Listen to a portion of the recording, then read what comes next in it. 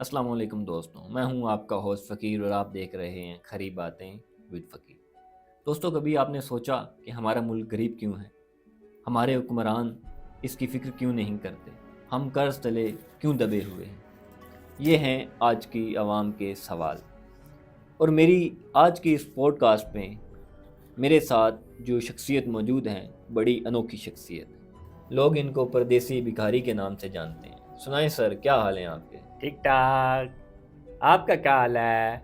अल्हम्दुलिल्लाह, मैं भी ठीक ठाक। एक सवाल जो हम आने वाले हर मेहमान से करते हैं। तो फिर मुझसे रहने दो।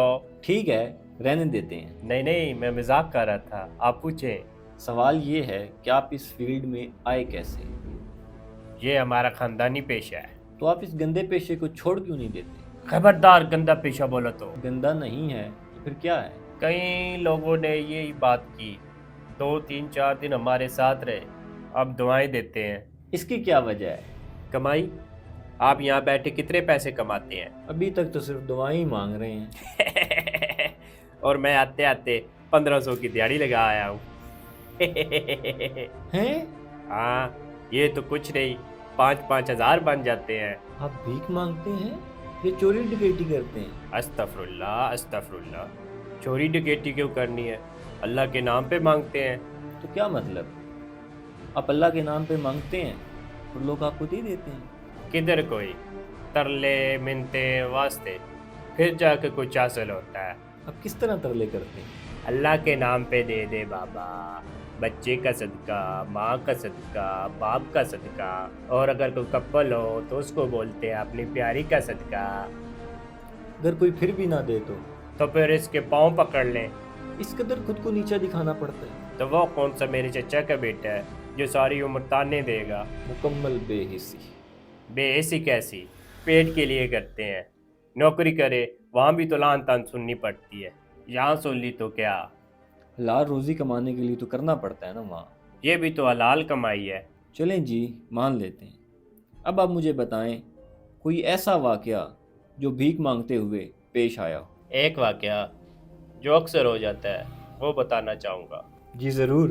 लड़का और लड़की साथ जा रहे होते हैं, पास जाके प्यार से कहते हैं, माशाल्लाह कितना हसीन जोड़ा है, अल्लाह सलामत रखे, अल्लाह जिंदगियां वाला बच्चा दे। फिर? तो फिर क्या? लड़का बोलता है, बेशरम, हट पड़े, ये मेरी बहन है। ओह, फिर तो आप शर्मिंदा होते होंगे। शर्मिंदगी कैसी? हम कह देते हैं, प्यारी बहन का सदका दे। यानी आपके पास हर एक ट्रिक है। जाहिर है, बिना काबिलियत के कारोबार तो नहीं किया जा सकता ना। ये बात तो है। वैसे मैंने सुना है कि आपकी एक टीम होती है और उसको कंट्रोल करने वाला एक गुंडा होता है। ये आपसे किसने कहा? लोगों से सुना है। यह बात किसी हद तक सही है। प्रोफेशनल लोग किसी गिरोह के साथ मिलकर ये काम करते हैं, लेकिन कुछ रवायती लोग हैं जो फर्दन फर्दन ये काम करते हैं। आप किस कैटेगरी में शामिल हैं? पहले मैं अकेले ही था, फिर गिरोह ने तंग किया, उनके साथ शामिल हो गया। दोनों में से कौन सा अच्छा तरीका है? दोनों अपनी अपनी जगह ठीक है। इसकी वजाहत करेंगे? अकेले हो तो कमाई ज़्यादा होती है, गुंडों का डर रहता है, लेकिन गिरोह के साथ हो तो टेंशन नहीं होती। चलें जी, ठीक हो गया। एक सवाल जो मैं बड़ी देर से करना चाह रहा हूँ। आज आपने खदशत करवाया हुआ है, खैरियत है? हाँ, मेरे भाई की शादी थी। कैसी गुजरी शादी? बहुत अच्छी।